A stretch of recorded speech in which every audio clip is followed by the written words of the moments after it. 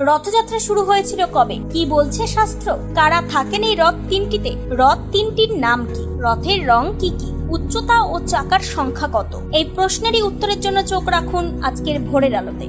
উৎকল খণ্ড এবং দেউলতোলা নামক ওড়িশার প্রাচীন পুঁথিতে জগন্নাথ দেবের রথযাত্রার ইতিহাস প্রসঙ্গে বলা হয়েছে যে এই রথযাত্রার প্রচলন হয়েছিল প্রায় সত্য যুগে। সেই সময় আজকের ওড়িশার নাম ছিল মালব দেশ। সেই মালব দেশের অবন্তী নগরী রাজ্যে ইন্দ্রদুম্ন নামে সূর্যবংশীয় এক পরম বিষ্ণু ভক্ত রাজা ছিলেন, যিনি ভগবান বিষ্ণুর এই জগন্নাথ রূপী মূর্তির রথযাত্রা শুরু করার স্বপ্নাদেশ পেয়েছিলেন। পরবর্তীকালে রাজা ইন্দ্রদুম্ন পুরীর এই জগন্নাথ মন্দির নির্মাণ ও রথযাত্রার প্রচলন করেন। বৈষ্ণবীয় দর্শন মতে একদা দ্বারকায় মহিষীগণ রোহিণী মাতাকে জিজ্ঞাসা করলেন, ভগবান শ্রীকৃষ্ণকে এত সেবা করার পরও তিনি যেন শ্রীদাম সুদাম, কখনো মা যশোদানন্দ বা কখনো ব্রজবাসীগণ বলতে মূর্ছা যান, তার কারণ কি? তখন মাতা রোহিণী সুভদ্রাকে বললেন, তুমি একটু দরজার বাইরে থাকো, এই বর্ণনা তুমি সইতে পারবে না। সুভদ্রাকে বাইরে রেখে মাতা রোহিণী মহিষীদেরকে বলতে লাগলেন, কৃষ্ণ বিহনে বৃন্দাবনের তরুলতা পশু পাখি কিভাবে হা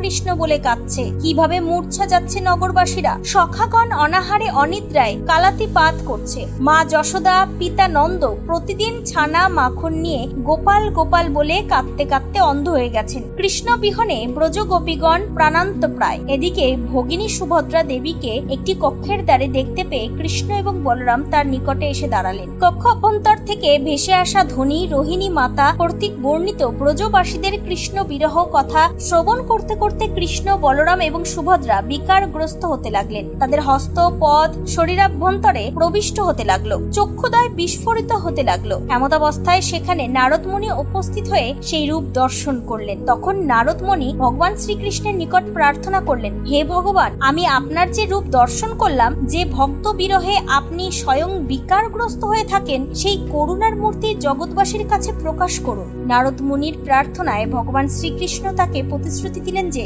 দারুবৃক্ষ রূপে শ্রীক্ষেত্র বা পুরীতে আমি এই রূপে আবির্ভূত হব। পুরীর রথযাত্রা উৎসব হচ্ছে বড় ভাই বলরাম বা বলভদ্র ও বোন সুভদ্রাকে সঙ্গে নিয়ে শ্রীকৃষ্ণের বৃন্দাবন যাত্রার স্মারক। তিনজনের জন্য আলাদা আলাদা তিনটি রথ। রথযাত্রা উৎসবের মূল দর্শনীয় হলো এই রথ তিনটি। প্রথমে থাকে বলরামের রথ তালধ্বজ।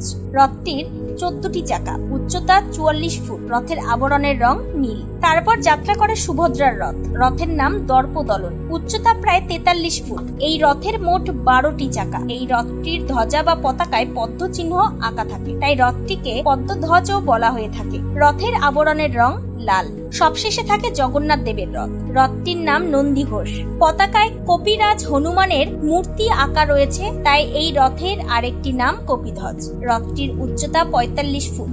এতে 16টি চাকা আছে, প্রতিটি চাকার ব্যাস 7 ফুট। রথটির আবরণের রং হলুদ। তিনটি রথের আবরণের রং আলাদা হলেও প্রতিটি রথের উপরিভাগের রং লাল। এই ধরনের আরো ভিডিওর দ্রুত আপডেট পেতে অবশ্যই ফলো করুন টাইমস 14 বাংলার ফেসবুক পেজ।